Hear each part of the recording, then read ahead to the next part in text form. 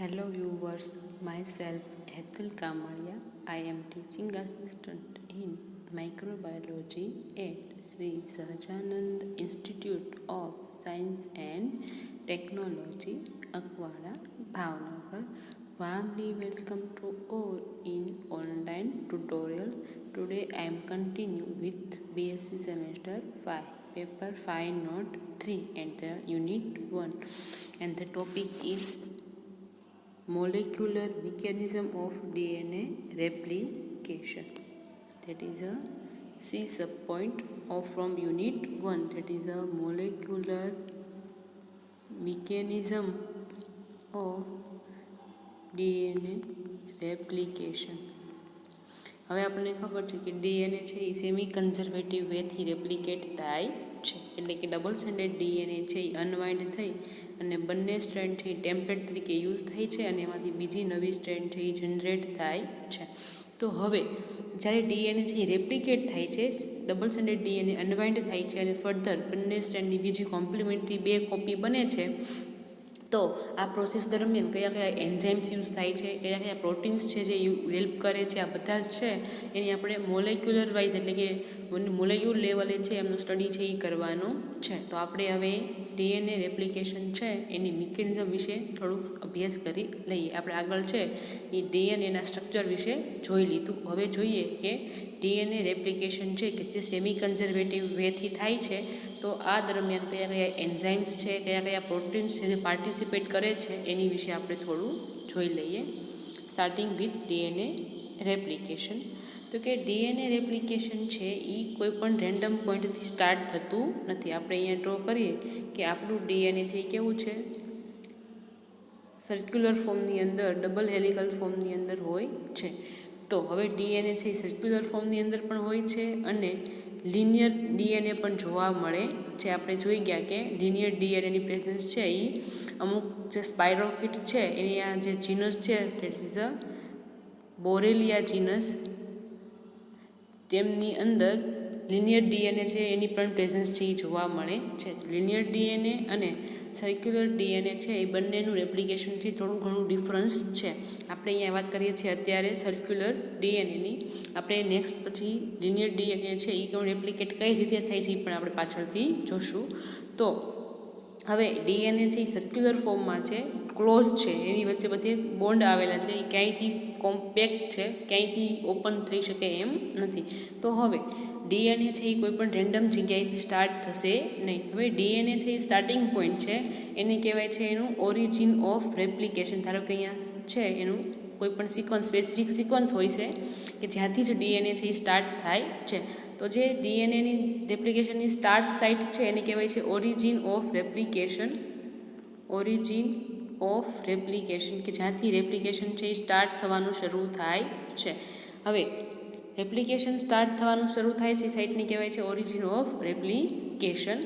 હવે DNA replicate થશે એટલે સૌપ્રથમ શું થશે, ડબલ સ્ટ્રેન્ડેડ ડીએનએ છે એની વચ્ચે જે હાઇડ્રોજન બોન્ડ આવેલા છે એ બ્રેક થશે. આપણે અહીંયા જોઈએ, ધારો કે આપણું અહીંયા આખું એક સર્ક્યુલર ફોર્મ છે, આપણે અહીંયા એક જ હેલિકલ છે એ શો કરીએ છીએ સમજવા માટે. ધારો કે આપણું આ ડીએનએ છે તો આની વચ્ચે હાઇડ્રોજન બોન્ડ આવેલા છે. તો શું થશે, આ તમારું ઓરિજિન ઓફ રેપ્લિકેશનની સાઇટ છે, અહીંથી તમારું ઓરિજિન છે એ સ્ટાર્ટ થવાનું છે. તો શું થશે, બેની વચ્ચેના હાઇડ્રોજન બોન્ડ છે એ બ્રેક થશે અને બંને અનવાઇન્ડ થશે અને એની વચ્ચે આવો ગેપ ફોર્મ થશે, કેમ કે હાઇડ્રોજન બોન્ડ છે એ વચ્ચે તૂટી ગયા છે. એટલે બે છે એકબીજાથી અલગ થઈ અને સેપરેટ, બંને સ્ટ્રેન્ડ છે એકબીજાથી અલગ થઈ અને સેપરેટ થઈ જશે. તો ડીએનએ રેપ્લિકેશન સ્ટાર્ટ થાય ત્યારે બે વચ્ચેના હાઇડ્રોજન બોન્ડ છે એ બ્રેક થશે અને રેપ્લિકેશન ફોક એટલે કે અહીંયા અને અહીંયા જે સ્ટાર્ટિંગ પોઈન્ટ છે કે જ્યાંથી ડીએનએ રેપ્લિકેશન આગળ છે કેરી થવાનું છે, તો આને કહેવાય છે રેપ્લિકેશન ફોક. અને રેપ્લિકેશન ફોક એટલે કે સ્ટાર્ટિંગ પોઈન્ટ છે એ ક્રિએટ થશે, એટલે કે ધીમે ધીમે બંને સ્ટ્રેન્ડ વચ્ચેથી હાઇડ્રોજન બોન્ડ છે એ બ્રેક થતા જશે અને સ્ટ્રેન્ડ છે એ અનવાઇન્ડ થતી જશે અને બંને સ્ટ્રેન્ડ છે એ એકબીજાથી ખુલ્લી થઈ જશે અને બે વચ્ચે હવે કોઈ પણ જાતનું બોન્ડિંગ રહેશે નહીં. અને અહીંયા પછી ફર્ધર છે અહીંયાથી અને અહીંથી નવી સ્ટ્રેન્ડ છે સિન્થેસાઇઝ થશે. તો આ થઈ ગયું આપણે ડીએનએ રેપ્લિકેશનની સ્ટ્રેટેજી. તો અહીંયા અલગ અલગ પ્રોટીન્સ છે, એન્ઝાઇમ્સ છે એ બધું જોડાય અને આની કોમ્પ્લિમેન્ટરી બીજી બનાવશે અને આ સ્ટ્રેન્ડ છે જે નીચેની એની કોમ્પ્લિમેન્ટરી અહીંયા બીજી સ્ટ્રેન્ડ બનશે. તો આ થઈ ગયું આપણે ડીએનએ રેપ્લિકેશનની વાત. ને અહીંયા શું થશે, રેપ્લિકેશન ફોર્ક છે એ ફોર્મ થશે, એ બંને સાઈડ મૂવ થશે. જેમ જેમ મૂવ થશે એમ એમ આગળ છે એ ડીએનએ છે અનવાઇન્ડ થતું જશે, અનવાઇન્ડ ડીએનએ થતું જશે અને એની પોતાની બીજી કોમ્પ્લિમેન્ટરી છે એ ફોર્મ થતી જશે. આપણે અહીંયા ફિગરમાં જોઈએ તો તમને અહીંયા ફિગરમાં શો કર્યું છે, આ તમારું છે એ શું છે, બેક્ટેરિયલ ક્રોમોઝોમ છે એ શો કર્યું છે, ડબલ હેલિકલ ફોર્મની અંદર અને સર્ક્યુલર ફોર્મની અંદર છે એ આવેલું છે. આ જે ગ્રીન સાઇડ છે એ શું છે, તો કે ઓરિજિન ઓફ રેપ્લિકેશન, કે જ્યાંથી રેપ્લિકેશન છે એ સ્ટાર્ટ થવાનું શરૂઆત થશે. હવે શું થશે, એની વચ્ચે જે ડબલ બેન્ડ વચ્ચે જે હાઇડ્રોજન બોન્ડ છે એ બ્રેક થશે અને બંને સ્ટ્રેન્ડ છે એ અલગ થશે. અને અહીંયા જે ખાંચ ફોર્મ થાય છે બંને સાઈડ એને કહેવાય છે રેપ્લિકેશન ફોક, કે બે વચ્ચે જે ખાંચ ફોર્મ થાય છે જેને રેપ્લિકેશન ફોક કહેવાય છે, જેને સ્ટાર્ટિંગ પોઈન્ટ કહેવાય છે, કે જ્યાંથી રેપ્લિકેશન છે આગળ છે ફર્ધર છે એ મૂવ થાય છે. જેમ જેમ આ ફોક આગળ વધશે એમ આગળનું ડીએનએ છે અનવાઇન્ડ થતું જશે અને અહીંયા નવું ડીએનએ છે એ બનતું જશે. આની કોમ્પ્લિમેન્ટરી કોપી બનશે અને આનું પણ કોમ્પ્લિમેન્ટરી કોપી બનશે. તો જે આખું સ્ટ્રક્ચર જે ફોર્મ થાય છે આ તમારું જે લેટર છે થીટા એના જેવું લાગે છે, ગ્રીક વર્ડ થીટા જેવું છે એ ફોર્મ થાય છે, એટલા માટે આને થીટા રેપ્લિકેશન તરીકે પણ ઓળખવામાં આવે છે. હવે ક્રોમોઝોમની અંદર આ બંને રેપ્લિકેશન છે એ મૂવ થશે અને ધીમે ધીમે એક ડીએનએમાંથી એની ડીએનએની બીજી કોપી છે એટલે કે બે ડીએનએ છે એ ફોર્મ થશે. અને એનો એન્ડ ક્યાં થશે, તો કે અહીંયા આવેલું છે ટર site, it is a termination site. Termination site એટલે કે ડીએનએની અંદર બીજી એક સાઇટ આવેલી હોય છે જેને કહેવાય છે ટર્મિનેશન સાઇટ. આ બંને રેપ્લિકેશન ફોર્ક છે એ મૂવ થતા થતાં જ્યારે અહીંયા ભેગા થશે ટર સાઇટ ઉપર ત્યારે રેપ્લિકેશન છે એ પૂરું થશે, એન્ડ થશે અને બંને ડીએનએ છે એ સેપરેટ થઈ અને અલગ અલગ કોપીની અંદર ડિવાઈડ થઈ જશે. તો આ વાત કરી આપણે ડીએનએના રેપ્લિકેશનની, કે જ્યારે ડીએનએ છે એ સર્ક્યુલર ફોર્મની અંદર હશે ત્યારે ડીએનએનું જે સાઇટ છે જેને કહેવાય છે ઓરિજિન ઓફ રેપ્લિકેશન, એનાથી છે ડીએનએ છે રેપ્લિકેટ થવાનું સ્ટાર્ટ થશે.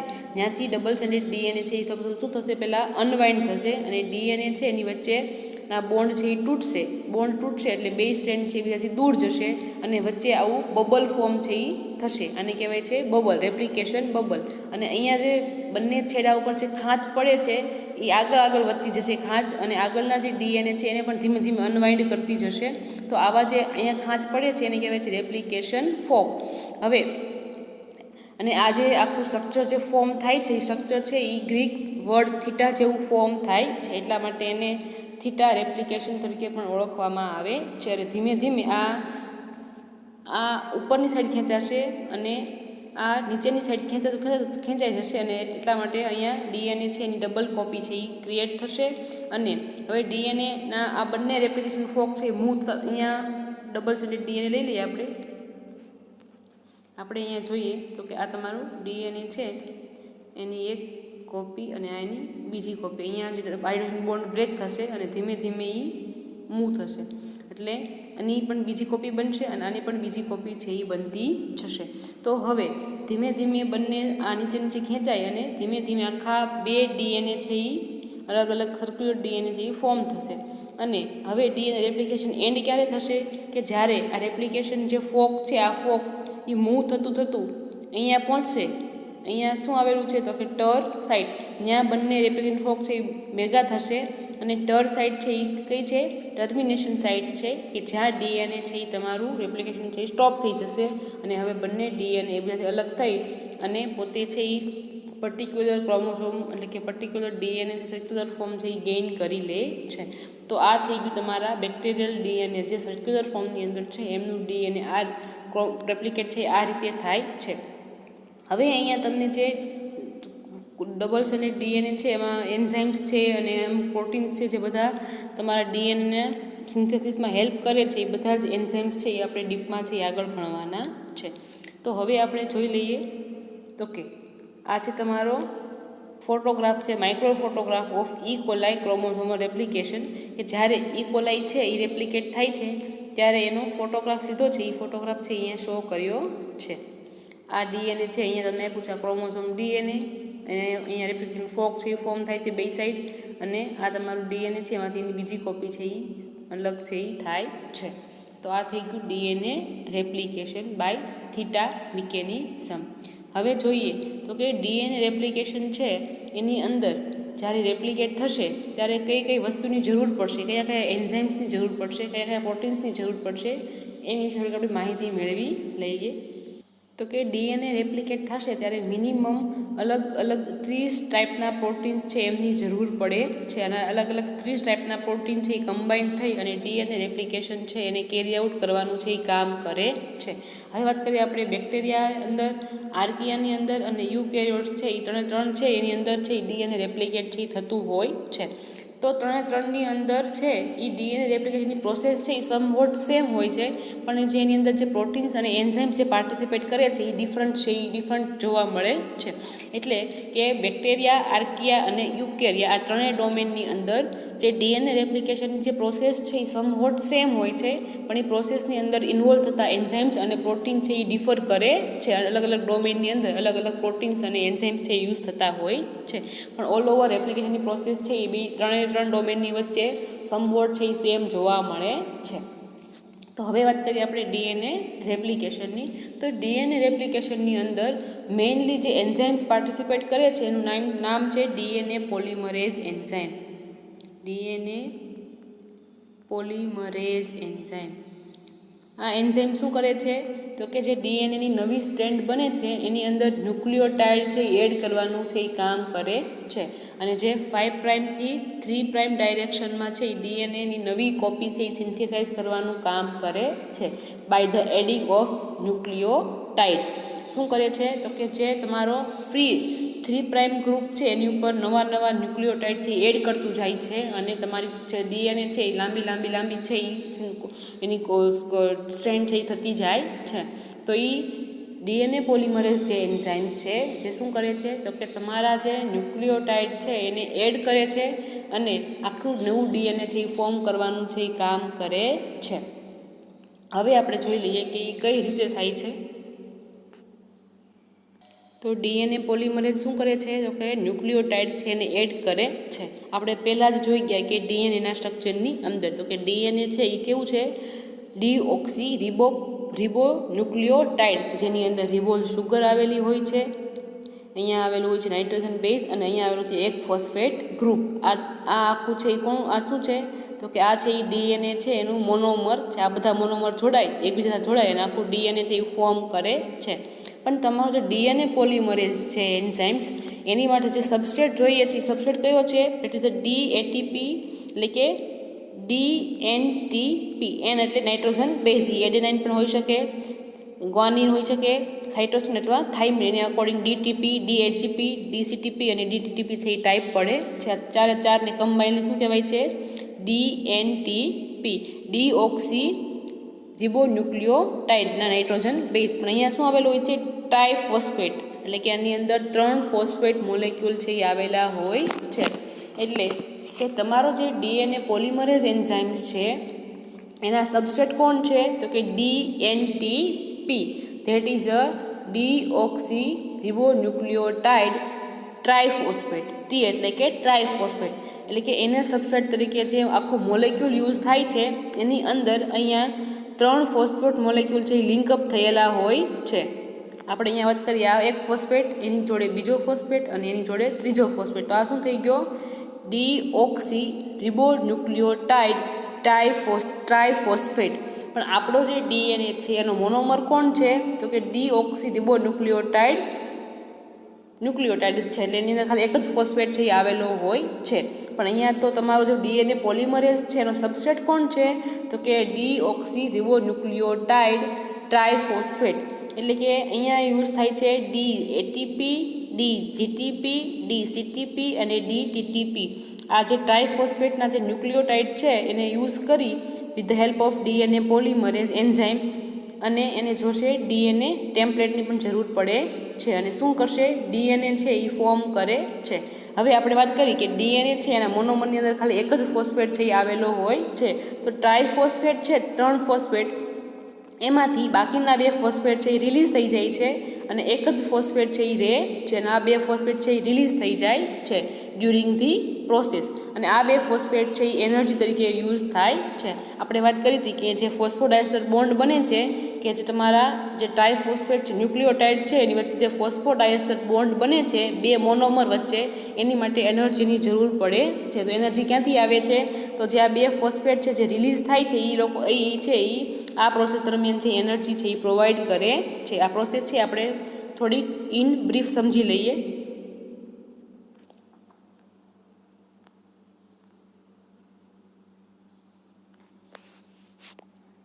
તો આપણે વાત કરી હતી કે આ તમારું રિબોઝ શુગર છે, આ એનો નાઇટ્રોજન બેઝ છે અને આ એનો ફોસ્ફેટ ગ્રુપ છે. આ આખો શું છે? તમારા ડીએનએનો એક મોનોમરનો યુનિટ છે. પણ તમારું જે ડીએનએ પોલિમરેઝ જે યુનિટ એડ કરે છે એની સાથે અહીંયા 3 ફોસ્ફેટ મોલેક્યુલ છે એ જોડાયેલા હોય છે. તો આ પ્રોસેસ દરમિયાન શું થશે? તો કે જે આગળની જે તમારા જે ચેઇન છે એની આગળની જે રિબોઝ શુગર હશે એના જે 3' એન્ડ હશે એની હારે શું જોડાયેલો છે? તો કે ફોસ્ફેટ ગ્રુપ. હવે આ ફોસ્ફેટ ગ્રુપ છે એ કોની હારે જોડાશે? તો કે બીજી શુગર છે એની નજીકની જે શુગર એડ થાય છે એના 5' કાર્બનની હારે જોડાય with the help of phosphodiester bond. Phosphodiester bond. અને આ પ્રોસેસ દરમિયાન આજે બાકીના જે બે ફોસ્ફેટ મોલેક્યુલ છે એ અહીંથી રિલીઝ થઈ જશે, અહીંથી છૂટા થઈ જશે અને આ બે ફોસ્ફેટ મોલેક્યુલ છે એ ફર્ધર એનર્જી તરીકે યુઝ કરે છે. જ્યારે આ ફોસ્ફોડાયસ્ટર બોન્ડ બનશે ત્યારે જે એનર્જીની જરૂર પડશે એ એનર્જી છે આ બે ફોસ્ફેટ છે એ એને પ્રોવાઈડ કરશે. તો હવે આ બે ફોસ્ફેટ છે એ મોલેક્યુલ છે આ બે કહેવાય છે એને પાયરોફોસ્ફેટ, કેમ કે એ બે છે એટલે કહેવાય છે એને પાયરોફોસ્ફેટ. અને હવે અહીંથી આ બે ફોસ્ફેટ રિલીઝ થઈ ગયા પછી આ બે ફોસ્ફેટ ફર્ધર પાછા અલગ અલગ ફોસ્ફેટમાં છે એ કન્વર્ટ થાય છે, સિંગલ ફોસ્ફેટ મોલેક્યુલમાં કન્વર્ટ થાય છે with the help of pyrophosphatase enzyme. With the help of pyrophosphatase enzyme. અને આ બંને ફોસ્ફેટ છે એ સિંગલી છે એ પોતે ફર્ધર અહીંયા એનર્જી તરીકે છે એ યુઝ થાય છે. આપણે ફિગરમાં જોઈએ તો અહીંયા શું થશે? જે આગળની શુગર છે એના 3' એન્ડ છે અને આ જે બીજી શુગર છે એનો 5' એન્ડ છે, બે વચ્ચે ફોસ્ફેટ મોલેક્યુલથી બે શુગર મોલેક્યુલ જોડાય છે, બે મોનોમર યુનિટ જોડાય છે અને આ જે બાકીના જે બે ફોસ્ફેટ મોલેક્યુલ છે એ રિલીઝ થાય છે અને આ બે ફોસ્ફેટ મોલેક્યુલ ફર્ધર અલગ અલગ આ પાયરોફોસ્ફેટ છે એ અલગ અલગ ફોસ્ફેટ મોલેક્યુલની અંદર કન્વર્ટ થાય છે with the help of pyrophosphatase enzyme. અને અન્ય આ બે ફોસ્ફેટ ફર્ધર આ જે બોન્ડ બને છે બે વચ્ચે જે ફોસ્ફેટનો જે બોન્ડ બને છે એની માટે એનર્જી છે એ પ્રોવાઈડ કરે છે. તો અહીંયા વાત થઈ ગઈ આપણે આખા ડીએનએ જે છે પોલિમરેઝ એન્ઝાઇમ એના વર્કની. તો ડીએનએ પોલિમરેઝ શું કરે છે? તો કે તમારી જે બે મોનોમેરિક યુનિટ છે ડીએનએના બે મોનોમેરિક યુનિટ વચ્ચે ફોસ્ફોડાયસ્ટર બોન્ડથી જોડાય છે. એક જે મોનોમેરિક યુનિટ છે એનો 3' એન્ડ અને બીજા શુગરના 5' એન્ડ બે વચ્ચે છે એ ફોસ્ફેટ ગ્રુપથી બે વચ્ચે બાઇન્ડ થઈ અને ફોસ્ફોડાયસ્ટર બોન્ડ છે એ ક્રિએટ કરે છે અને આખી ચેઇન છે એ ફર્ધર છે એ આખી લાંબી થઈ અને ડીએનએની એક ચેઇન છે એ ફોર્મ કરે છે. તો અહીંયા આપણે અલગ અલગ બે વસ્તુ છે એ મેઇનલી ધ્યાન રાખવાની છે. પહેલું તો કે શું? તો કે તમારો જે ડીએનએ પોલિમરેઝ છે જે તમારા ન્યુક્લિયોટાઇડ છે એને તમારા એડ કરવાનું કામ કરે છે, એની માટે સબસ્ટ્રેટ કોણ છે? તો કે ડીઓક્સી ન્યુક્લિયોટાઇડ ટ્રાયફોસ્ફેટ છે એનો સબસ્ટ્રેટ છે. પણ અહીંયા જે મોનોમર એડ થાય છે ડીએનએની અંદર એ કયો છે? તો કે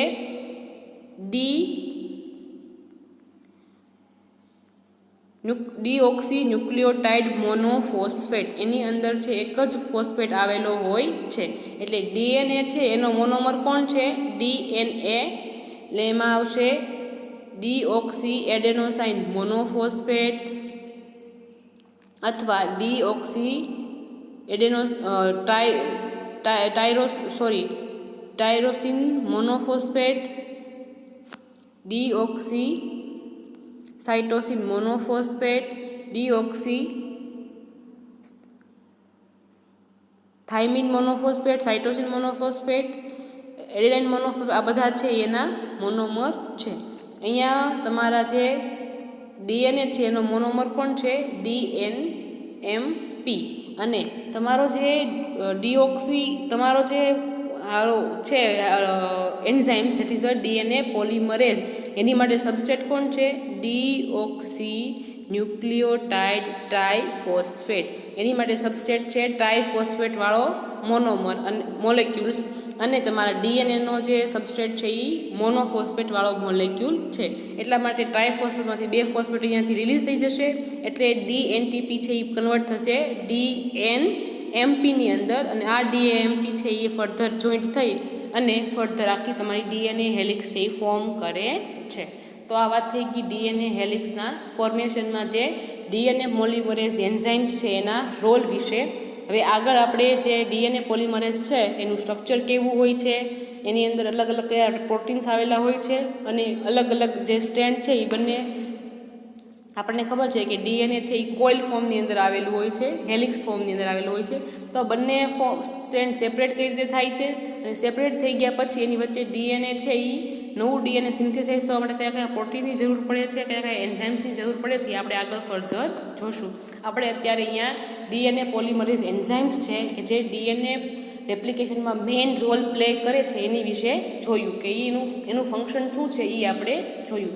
આગળના લેક્ચરમાં આપણે ડીએનએ પોલિમરેઝ એન્ઝાઇમના સ્ટ્રક્ચર વિશે જોશું. That's it.